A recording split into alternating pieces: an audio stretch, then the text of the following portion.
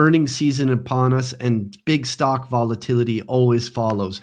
Stocks react big on earnings, and they tend to have these big moves in either direction. The question is, how is the options market price it, and where are the opportunities for you to make money? Let's get Nick in this conversation. Let's dive into it.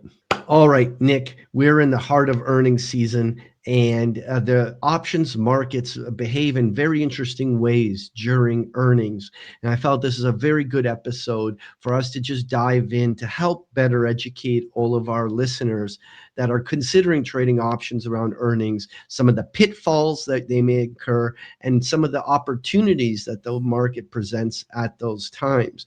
And so let's just start off. I want to start off with putting in perspective that everybody knows that an earnings is coming. This is the most well-known information out there.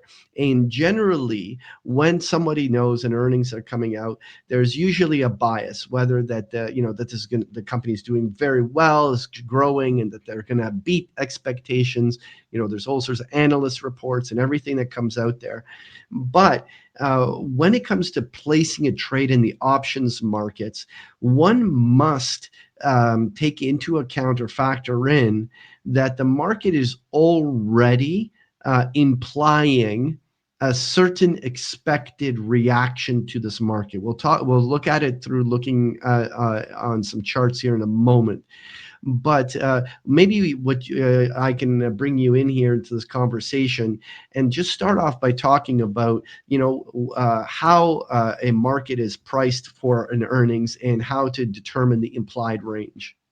So when you look at the straddle price, which is so take the spot price of an asset, for example, right? It doesn't matter what it is, but look at the current spot price, find the nearest price call and put option at that strike price. So for example, if NVIDIA is at 180 a share on earnings, look at the 180 call and 180 put. You combine the cost of those two assets. So for example, if they're each $5, that denotes the market's implying a $10 move on earnings. So, the key, by the way, to interrupt, Nick, is that you want to do it with a very short dated option, because when you do longer term options, that they're implying they're not pricing just earnings, but all sorts of other price action. But if you're choosing a short term, like a weekly option, the week of its earnings, that implied range that you're just referred to is often a very good estimate of what the market is expecting a one standard deviation move, right? Yeah. So for example, if it's $10 and NVIDIA is at 180, then the market's saying, okay, the upside here implied is to 190 and the downside is to 170. So therefore, if you're bullish, you can probably, with a high degree of probability, say that we're going to hit 190. If you're bearish, the high degree of probability, we're going to hit 170 perhaps. Right. And so what I want to do is I want to quickly share a screen. I want to talk specifically about two stocks today. Why? Because at the time of recording, we have Netflix reporting tonight and IBM reporting tomorrow. So we have two stocks that their earnings are imminent. And we're looking at options that expire on Friday. So we're talking about options that have, 3 days left till its expiration. So they very well encompass the implied expected range on the options for the earnings move. And now, what always shocks everyone is obviously there is a greater chance than not, based on event risk of known earnings, that a stock could have an outlier move. And so generally, whenever an event is occurring, whether earnings or some other event, the implied volatilities naturally rise on the security to capture a larger expected range of outcomes that the stock can experience. But what's interesting is that when we here, I'm going to specifically add, so we have the yellow line here. This is Netflix. The yellow line is the November 21st expiration option at a 40% implied. And you can see that the December and the January options are in the 33 to 34% range of implieds for going into the earnings. But what I want to specifically look at is the October 24th expiration, which is going to be the option 3 days out that encompasses the earnings. And what you can observe is it's at 90, almost 93%, like a hockey stick curve on the upside. The earnings are actually rising. Now, it's twofold, right? One, actually, why don't you give your interpretation of why the volatility is rising this way, and then I'll see where I kind of can fill some gaps for investors with some different perspectives. So the way you can think about it is kind of think about it as like sports betting, right? Let's say, for example, that we have an 82 game season in hockey, which is what I watch, and you're betting on game one. Everyone is betting on game one. Therefore, there's going to be much more liquidity and more juice on that position, essentially, of game one. But let's say I said today, for example, that I want to bet on game 42. Right, no one's betting on that right now. Therefore, the implied volatility of that game wouldn't be very high because there's not much demand for those bets, essentially. Right, the same kind of thing can be said for optionality in the stock market, because we have a binary event approaching, which is earnings. Based upon the results from the company, in this case Netflix, you're going to see probably an upside move or a downside move, because market participants are saying, I believe that the current information is not priced in, and they're going to do better than expected, for example, in which case they're bullish. Or I believe that current information is not being priced in, that's bearish, perhaps, in which case I'm bearish, right? So I'm taking a position on where I'm betting on a very short-term movement in this asset. So I'm buying a call or buying a put, perhaps, which is the wrong thing to do, in my opinion, obviously, because you're paying the inflated premiums overall. But nonetheless, yes, there are ways that you can actually trade earnings with far lower risk and actually profit off of the IV crush, because after the earning event happens, essentially, all the information is now known. And tomorrow, no one's betting on upside or downside moves anymore. And as a result, the IV contracts and options become cheaper. Right. So those, I agree with everything there. The one thing that is also a factor here, Nick, is the fact that a market is implying a certain dollar risk to the upside or the downside of the market. So let's just say, like you were in the earlier example, giving an implied $10 move, right? A $10 move higher or lower. Now, let's say you're looking at an option with 6 days till expiration, with the earnings being at the 3-day mark. So 3 days into the 6-day option will come this event, and which the market expects could be a $10 move in terms of an implied move higher or lower. So as 6 days cuts to 5 days or cuts to 4 days, you're talking about a period that has traditionally very high theta burn for a much shorter dated option. But the event risk is just as big as it was, and demand is just as high as you were just suggesting. So what happens is that the only outlet valve for maintaining actually a larger premium for the event risk is through volatility.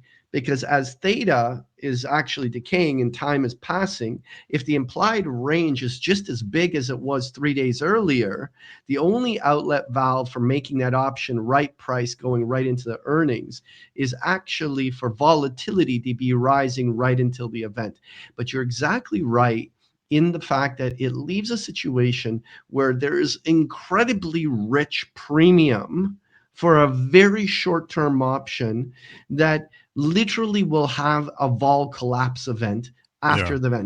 Now, of course, there's going to be a price move that has to be, so a delta or move of some sort going to be going to occur, but the time value component, the risk premium, is going to collapse no matter what, even if there is a directional move. And so I want to talk about a strategy that investors could use if they believe the move isn't going to be big, because so many people that bet on earnings are usually people that have directional bias, and they believe that a stock is going to beat earnings and make a big move. Listen, if you believe that that stock is going to make a big move, and you're right, and it's greater than a one standard deviation move, you can profit through the option strategy for capturing that move.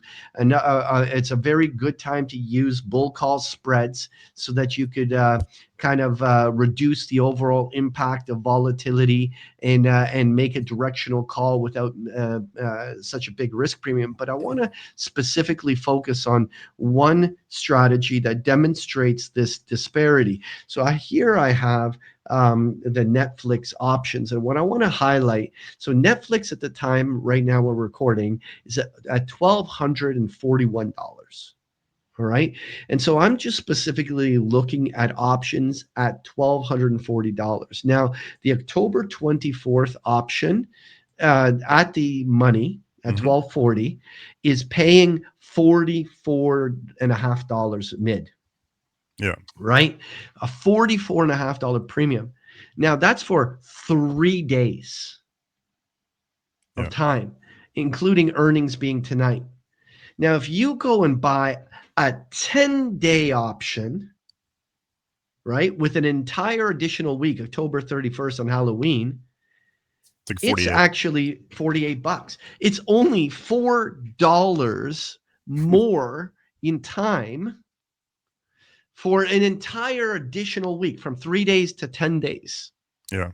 So now, if the stock has a greater than a one standard deviation move in either direction, odds are that you don't have a big profit opportunity to take advantage of this disparity of this huge additional vol premium being paid on this very short-term option.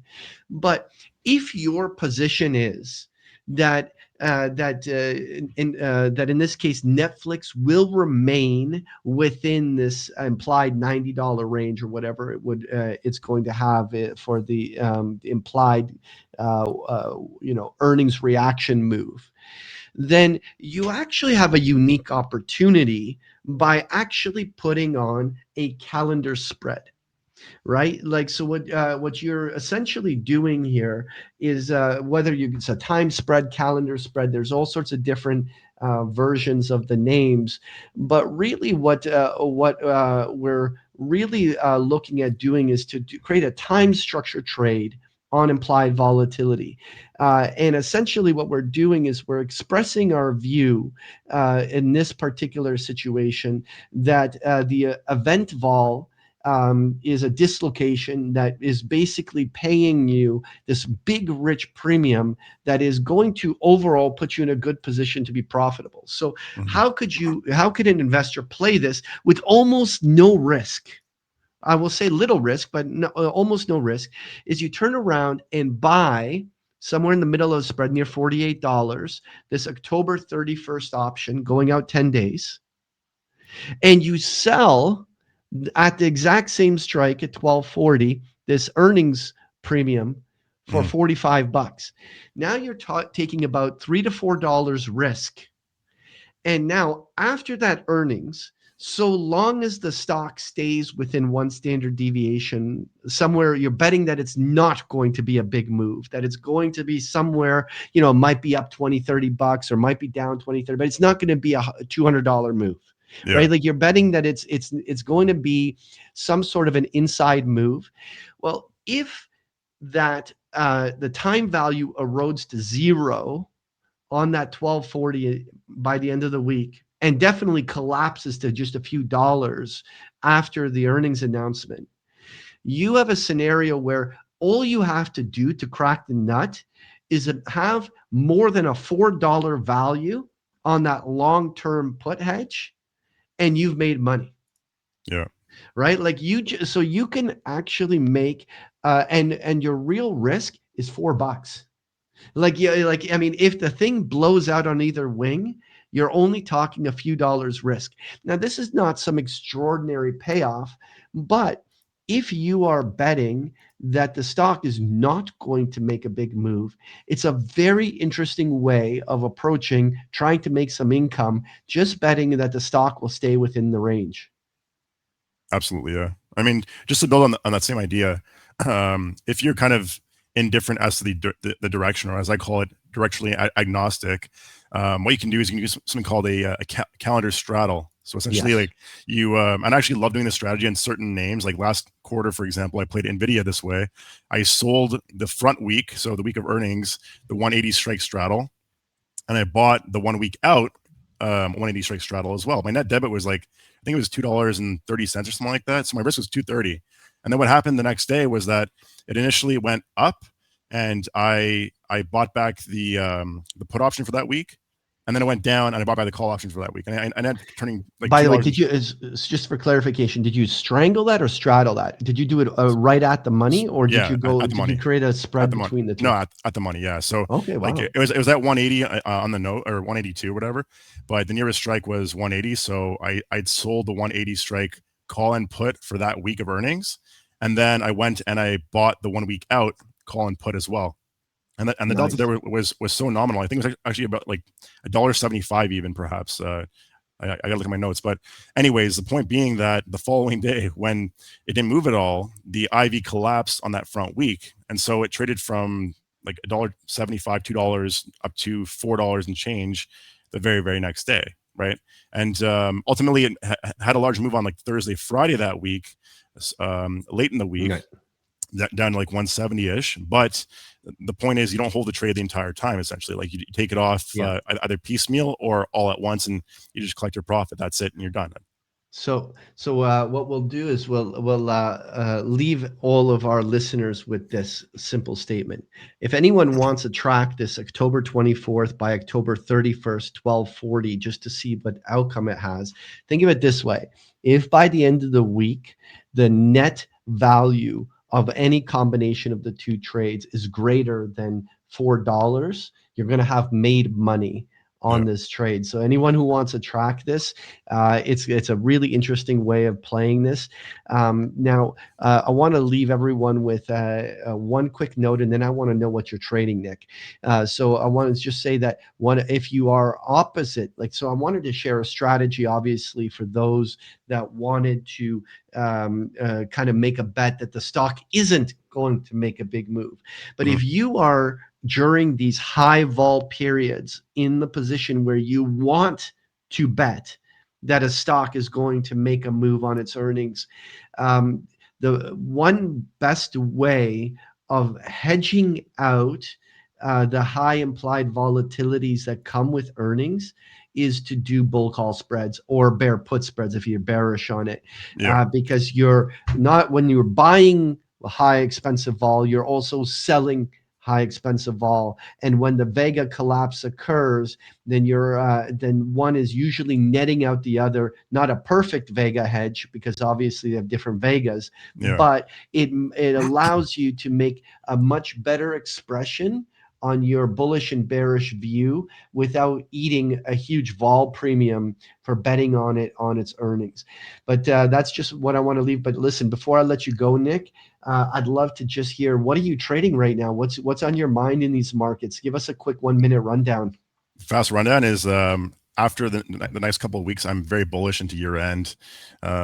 And I think we're going to run towards 7,000 on SPX. I'm heavily bullish on AMD as it's breaking out to new all-time highs. I mentioned a few months back, we had that discussion on AMD NVIDIA, and I mentioned the pair trade on them. I said, go long AMD at 174 and short NVIDIA at 180. Right now, AMD's at 240 and NVIDIA's flat, basically. So you would have made a ton of money on that trade overall. And we discussed that cash secure put with the 100-wide call spread, which is now very profitable overall. So I'm bullish on AMD. I'm bullish on Google right now. I'm bullish on Pinterest. I'm bullish on Chipotle is actually like making a nice move to the upside a little bit. We discussed that last time as well. Very bullish on UiPath, PATH.